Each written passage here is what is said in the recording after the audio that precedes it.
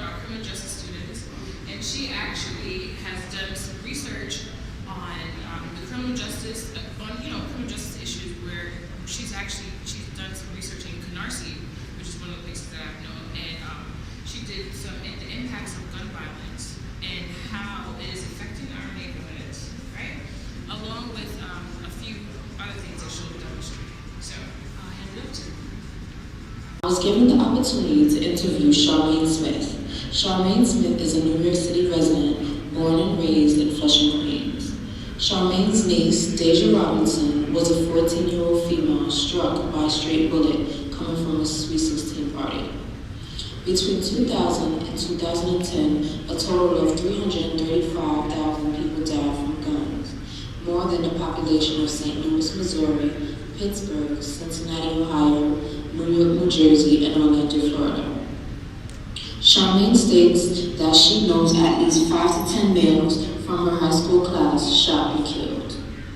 When it comes to gun violence, she believes that the main issue is guns are too accessible. She also believes that when it comes to preventing gun violence, there is a lot done on the surface level, but the issue is still being ignored. The core of the issue is the accessibility of guns and should be addressed. Charmaine says that she thinks these offenders share some commonality, that this causes them to be involved in this type of behavior. She believes that they share similar lifestyles, being in the streets, and they are desensitized. Overall, she believes that the cries of the communities have gone unheard. In order to contribute to helping the prevention of gun violence, she is an active member of many programs. She is a part of the NAACP for the Youth Division, a nonprofit organization for gun violence, NAC, Not Another Child. She also worked with politicians and media and programs in the urban community. We ask ourselves, how have so many guns entered these urban communities? How are these guns even disposed?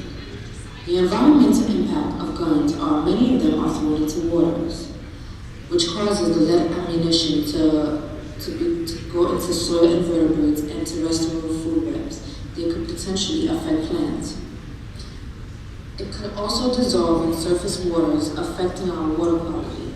Aquatic organisms and leach into our groundwater, potentially affecting humans whose drinking water comes from contaminated aquifers or surface waters. Recycling centers aren't used often, although they should be, especially in cities. That was Guerdyne's research project, and she's one of our criminal justice researchers. And it's just actually to cause, create more awareness into what's going on in our communities, and also to allow us to see that, we can actually do some stuff. We can actually take a stand and actually try to create a change in our communities. We have a whole bunch of data, we have research, and as people, we can work together and create something better.